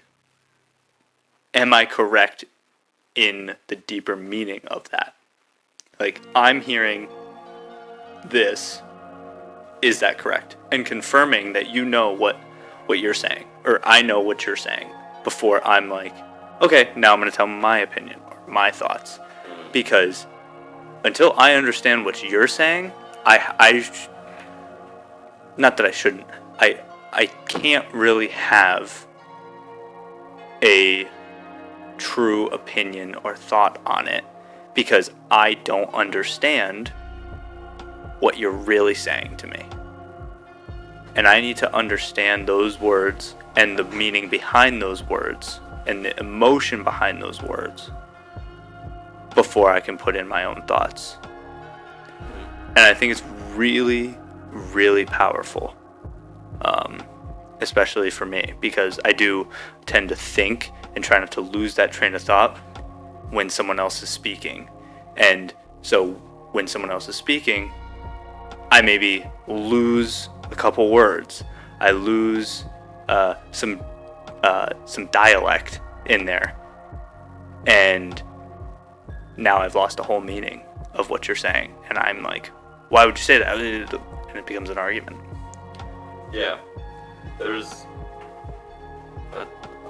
I completely agree. I think it is definitely more important to understand what someone is saying, but I think it gets lost in the haste of life. Things need to get done, and it's extra time, a thing like that. I did pick up. I do not know if it's a good habit or a bad habit, but I did pick up a habit. It definitely clarifies things. but it can be portrayed or conveyed, or other people experience it in a negative aspect, and that is when people, if I would like, not get in an argument, but if I would say something to people and I see that they're talking about something else, they're really not understanding what I'm saying, I would literally like interrupt them and say, hey, you're not understanding what I'm saying. Yeah. One more time. This. Mm-hmm. It does come off cocky a lot of the time, but from what I've experienced, it's effective in the haste for life. Because you're here, they're diverging into a new topic that you're not even trying to discuss. Yeah, or they just don't understand. It's generally like, I don't mean this to look down on people in a mean way, but like freshmen in college, like I worked on like projects and needed to work with freshmen and things like that. They're still new to the whole scene. No one's the brightest as a freshman, but you can like, I can see when they want to start doing something, or I tell them, hey, we need to make like an Excel of this, and I can see that they're already like pulling up Excel and starting to like write everything down. I'm like, no, like listen before you like do anything else. Yeah. Like, hey, like you don't understand. These are the things I want. Like, can you tell? Like, are we on the same page? Yeah, I mean, one thing that I always found helpful in college is I didn't know anything until I could teach it. Yeah, true. And I would like anytime I tutored someone, and I was like, I knew it was right, and I checked myself, and it was right. Then I knew the subject material because I understood it, and it follows this concept really well. So I don't know why I did so well at it on paper or in a classroom, but struggle with it in personal relationships or like in person. So I'm seeking to understand the book so that I could be understood to the student. It still follows the same principle, but for some reason, it's harder in one respect than the other. For me. No, I don't think it's an easy matter. Understanding people are from very diverse backgrounds. People use different language. It's a lot of information is misconveyed from day to day. 100%. TikTok. What? Yeah, on this podcast we'll just hate on TikTok. But we'll start a TikTok channel too. Yeah. By the way, follow us on TikTok. Yeah.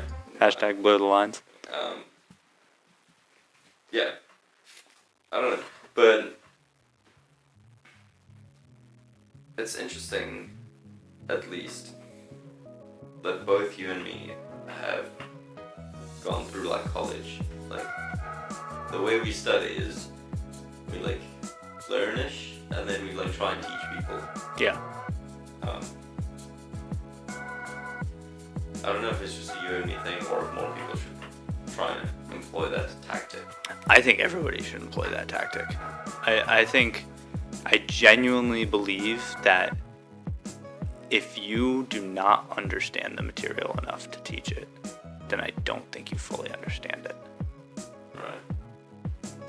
Because I think that you're following along and you're able to, like these books, what we're doing right now, this is literally understanding a book so that we can speak to it at a higher level and be able to grasp the concept. And I think, maybe there are some things in here that we didn't grasp 100%. And we can't speak to it as highly. I would agree. I don't think we fully understand this book, but at least this is like the first step. Yeah, 100%. Like, and I think... these are thick books. Yeah, like these, they're dense. Dense and, like, matter. Yeah, and there's a lot to them. I highly recommend this book. It's powerful in the examples. It's very relatable. It's like, I do that. Wait, I do that too. Oh, you're saying these are bad things. Why are they bad? And then he goes into, well, it's not all bad, but think what you can do better. So, I don't know. It's a really good book. The other habit that I wanted to speak to was put first things first, which speaks to the prioritization, which we touched on it really, really briefly. The one thing that I want to cover, and I think is a huge part of this book, is the 4 quadrants. And I briefly mentioned this when we were walking into the gym the other day. Quadrant 1 is important and urgent, and quadrant 2 is important, not urgent. 3, urgent, not important, and 4, not important, not urgent. So, for example, getting your homework done and it's due at midnight tonight. Quadrant 1, important and urgent. You need to get your homework done. Quadrant 3. Well, that's a personal opinion, I guess. I'm speaking to the higher... Urgent, but urgent. Okay, you need to file your taxes. Important and urgent. There you go. I mean, it's December, so important. Okay, it's not December, it's October, and is October the end of the tax season, or is it? No, it's like April, March. April and March, that time. I think I got an extension one time to get to October, because I think because I was living in quadrant 1 and I didn't get it done in time. No, but that's the important and urgent, and that's what a lot of people live in, is what's important right now and what needs to get done right now. Quadrant 3, the not important and urgent. So, in your case, homework. It's not important, but you need to get it done by midnight. So that becomes higher on the priority list. Yeah. The not urgent what? Can we talk about homework? Sure. Wait, can I just finish the quadrants real quick? Yeah. We'll get the 2-minute spiel. Oh, yeah, go ahead. Like, what was your opinion on homework? In college. I thought it was helpful, to be honest. I think it speaks again to the understanding of the subject matter, but I think it's also because I lived in quadrant 1 and homework was important to me. So when I had the class on Wednesday, let's say, the homework was due the Wednesday after. I didn't do it until the Tuesday. Yeah, who does? Right. So that subject matter was not fresh in my mind anymore. So I refreshed it with the homework because I had to. And it made me think back to the class, to the speech, to the lecture, to the book, and remember. And I think that was a first step to learning, to then teaching. I've got a weird view on homework. I think most part, for the most people, doesn't help. It's a waste of time. I disagree. Okay. Let me first give you a little context. Is you get engineering classes, right? Mm-hmm. What percentage of the class actually did their homework from scratch? 10%. 10%. So for the majority of people, homeworks, anyways. I see what you're saying. So because they don't take it seriously, and they just cheat on it, it's not as effective. Yeah. So it's basically useless. From that aspect. Mm-hmm. Also think, except for math, other homeworks are very useless. Just in general. It's there is far more use in doing a project. If you put 2 people on a team to complete 10 projects a year, do 10 projects a year, they will have to be able to not only learn the material, but generally utilize whatever they learn, evaluate whatever they learn, and present whatever they learn. Mm-hmm. If it's on a project. Yeah. Which goes far deeper. If I was a professor today, I've already thought about this, 8 to 10 projects throughout the semester or year. So, my question on that, what's the difference between a project and homework at that point? Projects are more in depth.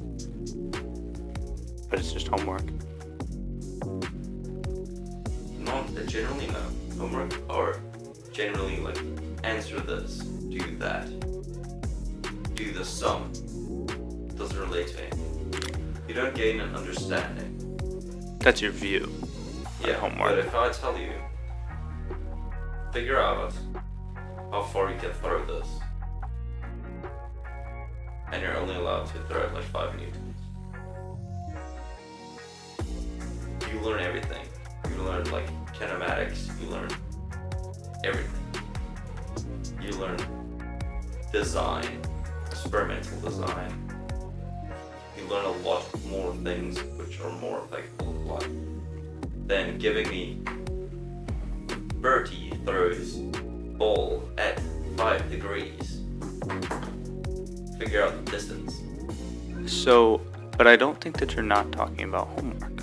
I think it's still homework. If you're only doing projects, no, it's homework. Give some class time. I don't know. It's the use. Well, in my opinion, the useless homeworks. Yeah, I mean some of the paper homeworks. Do 50 of the exact same. Yeah. Equations. Mm-hmm. Dude, I know how to do a quadratic equation. Why do I have to do 15 more? Yeah, I think you make a good point about the uselessness of repetitiveness in the same exact thing in the same exact time span. Without real life application. Yes. Yeah. So if you gave me one homework that said do this 50 times, of course I'm gonna get it. Of course I'm gonna have it down for those 50. And to your other point of the fact that how many people actually did the homework. So I think that not having homework makes those people that, even if you cheat on your homework, I think you're still gaining something.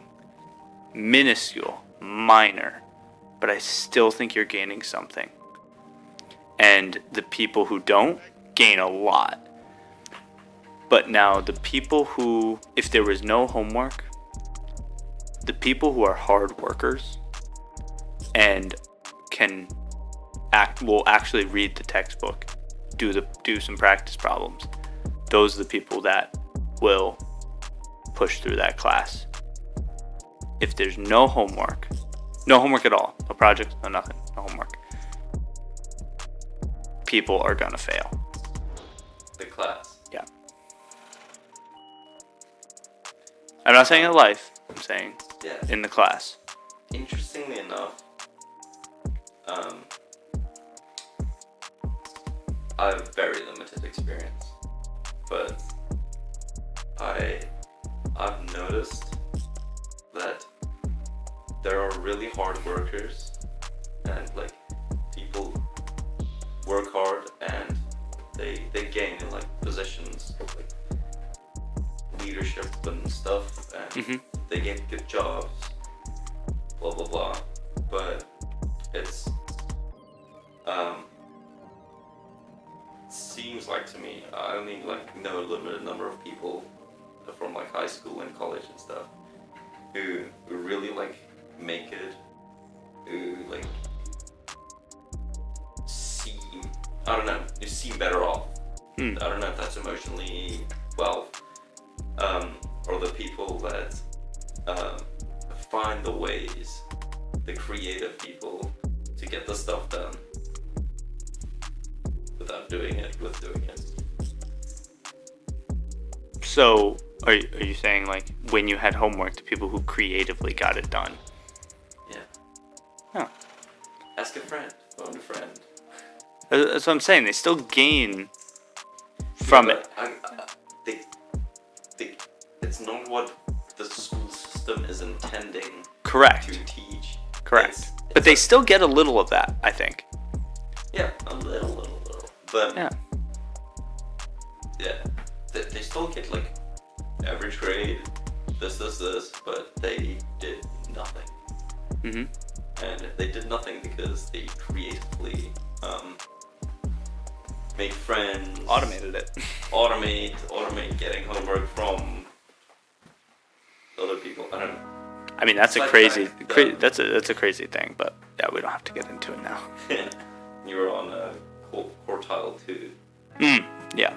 So the second quartile, which is where the most effective people lie, is the important, not urgent. So putting things important but not urgent. Yes. So things that are important, that should be done, but don't need to be done right now. But you prioritize them. So taxes now. Yeah. Start your taxes now, basically. Yeah. No, but this podcast. Not even important. Well, it is. It's. I don't know. Depends what you want to make of it. Yeah. Let me think of an example. I guess we'll just stick to the homework. And for my case, I'm gonna say it's important. Cleaning your room. Not important. Not important, not urgent. Important. Putting gas in your car. So, people need to put gas in their car, assuming people have gas cars. A good practice is to fill up, maybe when you're at half a tank or a quarter of a tank. But instead, people wait until they're basically pushing it to the gas station. Then it's important and it's urgent, and now you're panicking because you might not make it to a gas station. But if you do it earlier, you never have that worry. You never have to think about it. It's just, yeah, I got to do this. Or you, from like almost like a mental strain aspect. It's better, but can I just blur this line a little bit? Yeah, blur the line. I actually disagree with your example, because the heavier your car is, the least fuel effective it is. So it's actually better to just fill up like a quarter of the tank and then fill up a quarter of the tank. Fill up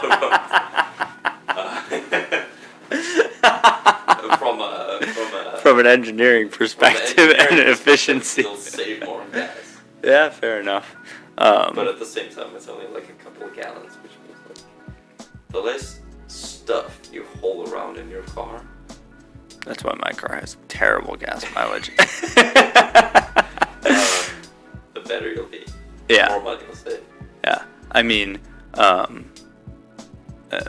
again, for the homework's sake, if you have a homework due in a week, do a little bit a day. Or trainings for work. If you have to do them all by a certain day, don't wait until the day before. Yeah. Try to do a little bit per day, so it's still important. You have to get it done, but it's not urgent. And if you live in that... That's a good example. Yeah, if you live in that realm, in that quartile, or that quadrant, you'd be much more at ease in your brain. It's not urgent. I'm not panicking. I'm not rushing. I'm just doing it. It's just part of my life, part of my routine. I'm just getting things done that I need to do. But a lot of people live in quadrant 1 and 4. So 1 being important and urgent. So you're panicking and you need to get stuff done, like homework or your taxes. And quadrant 4 is not important, not urgent. Fortnite, for example. Like, what do you mean? Important and urgent. You're right, we gotta go. But video games in general. Video games, like some YouTube, some podcasts. I guess they're all not important. You don't have to do them. But YouTube, any kind of, any of those stimuli that just waste your time. In the book, they talk about wasting your time. In my opinion, it's not a waste of time. But that's my opinion, because I think it's okay to have personal, not urgent, not important time. TikTok. Well, not that. That's wasting time. That's a waste of time. No, I'm kidding. But I do think that there's benefit to all of the quadrants. But if you can live, it basically talks about if you can live your life predominantly in quadrant 2, you'll be a much more efficient and there'll be less stress on you. So, yeah, that's my 2 cents on that. Remember quadrant 3. What? That's not important, but urgent. What is that? Fortnite. No. Not important, but urgent. It's honestly like, it's a good like diagram to have, but it's very polarizing. Mm-hmm. Important, not important. Urgent, not urgent. It's very, yeah. Okay. it's like, to me, at least a lot of things is like on a scale. Like, yeah, I gotta get this done. Ish is like a 5 out of 10. Like, gotta get other things done, like 10 out of 10. Mm-hmm. Where most things aren't only important or not important. They're like in between. Mm-hmm. I think, like,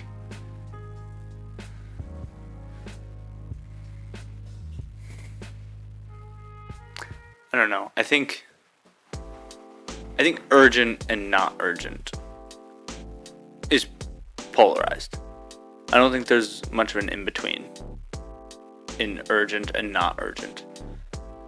You can be approaching urgent, I guess, but it's still not urgent. If it's not urgent, then it's not urgent.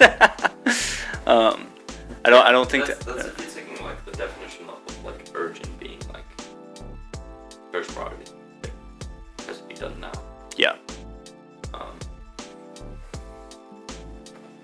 get like, what's a good word? I want to say important, but it doesn't. I don't know. Like, you need to get stuff done too, but you don't have to get it done right now.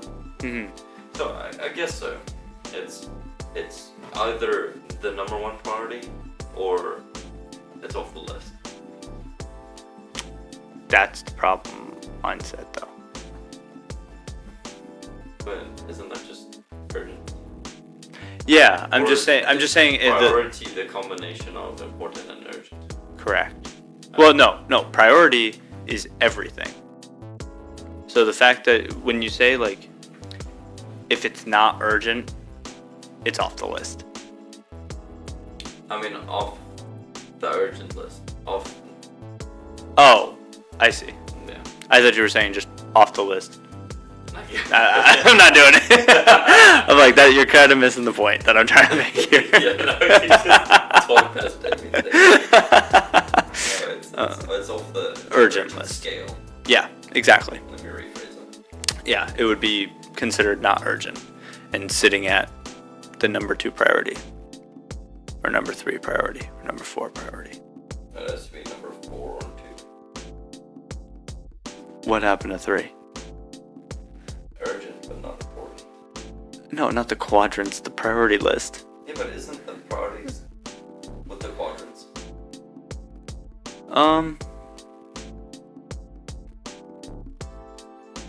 I think you have priorities, and multiple priorities can fall into a single quadrant. So, for instance, I could have homework and my taxes due at midnight tonight. They're both urgent and important. Yeah. But So, can I have something that is not important, urgent, and your taxes due tonight? yeah. Like, I'm struggling to find something that's not important. I forget some of I forget the examples in the book. what is importance? I think it's a personal belief. Like, I think homework is important. You disagree. I said, I think homework is important, but I also think that we're mixing up the word important when we say homework, because I think homework's important because if I don't get it done, there's a consequence. Which I guess, quote the book, aligns with my paradigm Yeah, but of what's the consequence if I don't do my homework. if I don't do half of my homeworks, they're important. I'm not going to fail the class, so they're not important. Your paradigm. Mine is, if I don't do the homework, I may not get an A in the class. Important. Get out of college, and then we don't care about your A's. Correct. So were they ever important? Yeah. So why do you recommend them, or not recommend? Why do you consider them important if in the greater scheme of things you get them to get a job, but the job doesn't care about them? Because they help me. What? They help me. Do they? They helped me. But do they? They did. But let's say, for example, I didn't do any of my work and I got the same job as you. Yeah. How are you helped? I feel that I know I have knowledge of the subject matter. Okay. And the homework helped me get there. You disagree, and that's fine. Yeah. Because you... I'm not saying that I didn't do any homework. No, I'm not saying that either. I'm not saying that either. I'm saying... Half of them. I'm saying that you have a working knowledge of the subject matter, maybe just as much as I do. But the homework helped me reach that point, and maybe the homework wouldn't have helped you. Or maybe it would have. I don't know. But I'm saying that for me, I feel strongly in my knowledge of the working knowledge of the subject matter, and I did the homework and I felt good about it, and it helped me understand what I learned in class. Because I waited till the last minute, and that's what everyone should do. A subjective point of view, right? Correct. I'm not saying it as an objective point of view. I said importance is personal. But should importance be regarded as personal? Yeah. Why? Because what's important to you, what's important to me may not be important to you. Showing up to work on time may be important to me, not important to you. Eating, I don't know.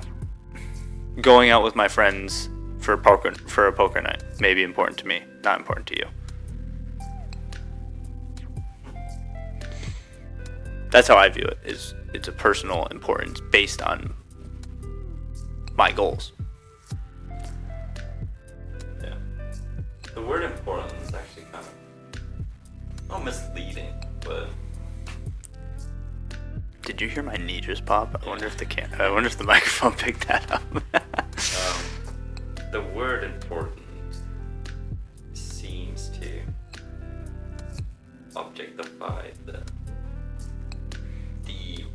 most critical. I guess if you're thinking of important, like, but it's all based on consequences.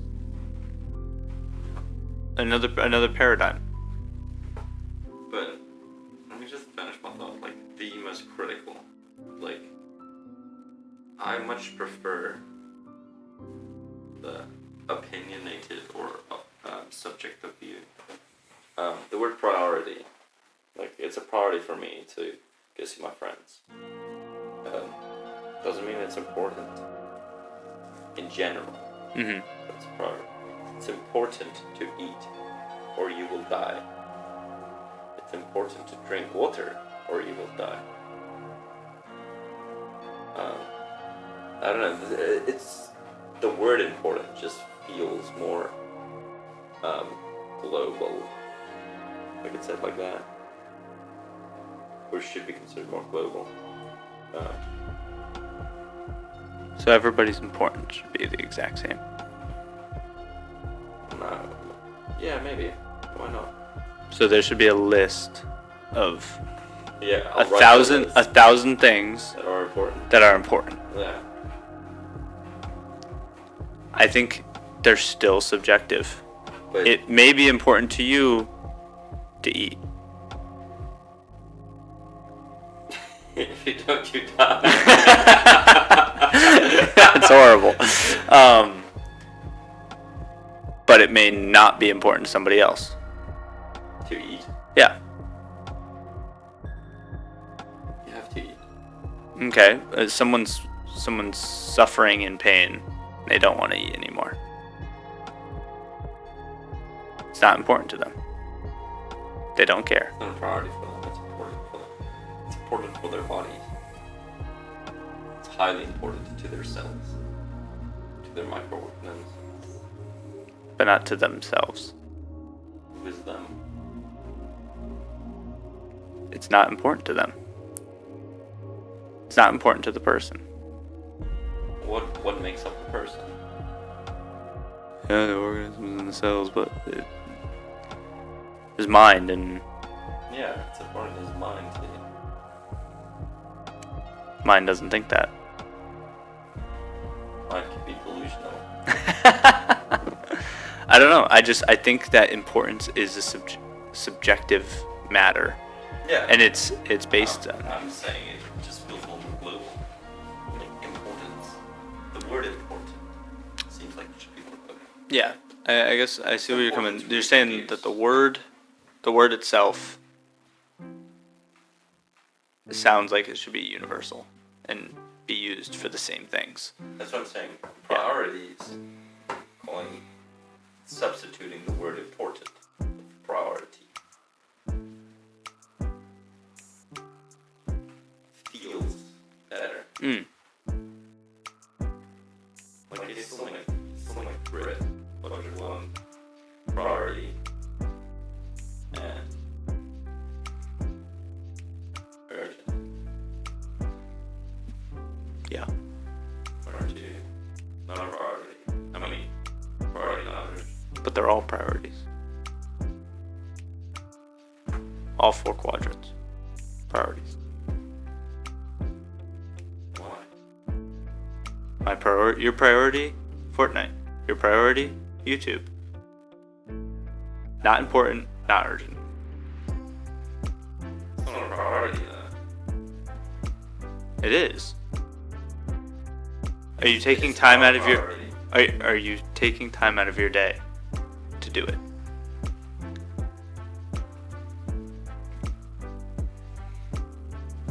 Yes, but I don't know. It's a low priority item, maybe. Like, if something else comes up, you won't be mad if you don't do it. It's a high priority. Yeah, you can do that. Low priority. You can do that. Hey, these are all up for your own interpretation and how you want to move through life with these quadrants and priorities and high priorities, importance, homework, taxes. No priorities. No priorities. No importance. Let's see. But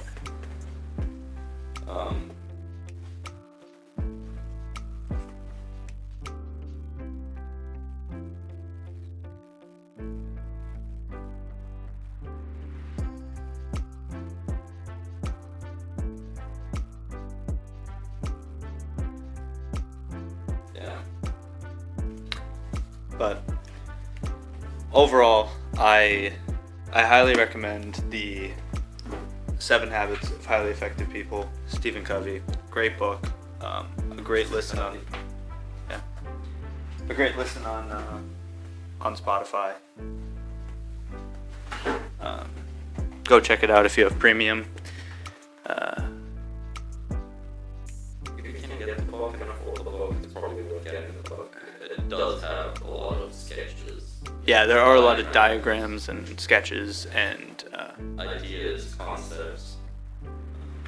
yeah, it shows the priorities. It shows a weekly schedule, putting yourself first, planning out. During the week, I have these goals in mind. I'm gonna go to the gym 5 times a week, and then prioritize those. Put them into your weekly calendar. See how you did at the end of the week. So it does have a lot of effective tips and tricks in there. I think it also makes it a little easier to read. Takes away from some of the words. So it's almost like a picture book. Yeah, the diagrams do help. It makes a lot of the concepts come alive. Yeah, so you may not get that over an audiobook. So if you have the opportunity and the chance, I definitely recommend getting the book. I think I got this on Amazon for $15, $12. So if you can, I recommend getting it. If you can't and have Spotify Premium, listen to it. It's a great listen. On 2x speed, it's about 6 hours. So Yeah. Easy. And also for the 14 rules of life, I do think there's a lot of other what do you call it, material out there which talk to his rules. I'm not sure if his book precisely I would go and get, especially if you're on the younger side and if you have limited knowledge of English. If you're fluent in English, then fine. Definitely go read it. I would recommend taking smaller chunks at a time. He says a lot. He means a lot. But interesting book. Like I said, I think if I would redo this, I would listen to the whole book. Then I would take each chapter at a time again, just to fully understand. It's very, very interesting, but very simple. a lot of the habits, a lot of the rules, they are very simple in Concept. in their concepts. Yeah. Hard to implement, but easy to discuss, and I had a really good time talking about this. I think I learned a lot, and again, just talking through the books helps make sure that we're understanding it properly and we're able to talk through it. And honestly, there's no one here fact checking, so we could have said everything wrong, but but I guess we'll feel free to fact check us. Feel free to roast us in the comments if we made any mistakes. But I think next week we should dive into finances. I agree. And I've already outlined the book, so if anyone wants to follow along and read, I think I want to redo. I've actually done this in the past, but I want to do Think and Grow Rich. I have Rich Dad Poor Dad in my room right now.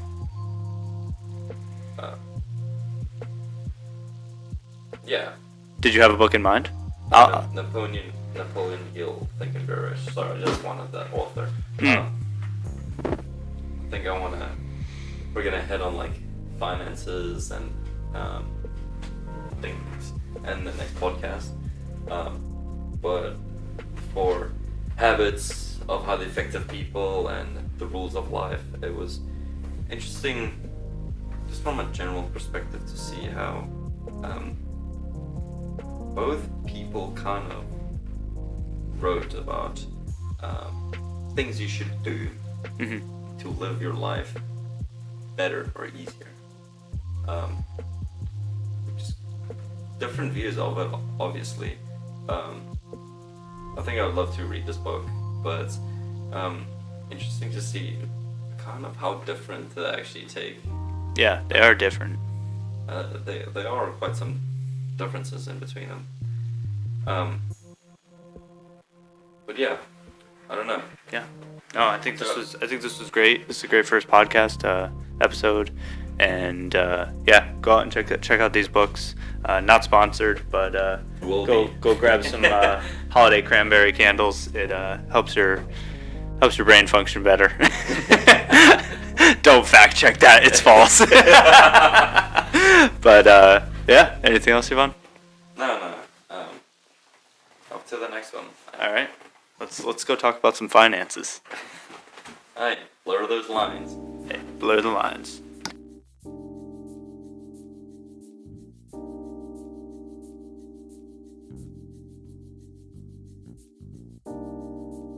What's up, Blurbs? Thanks for staying with us till the end. If you want to follow us along next week, I will be covering Think and Grow Rich by Napoleon Hill. And I'll be covering Rich Dad Poor Dad by Robert Kiyosaki. Thanks for joining us. Don't forget, stay curious, stay inspired, and blur the line.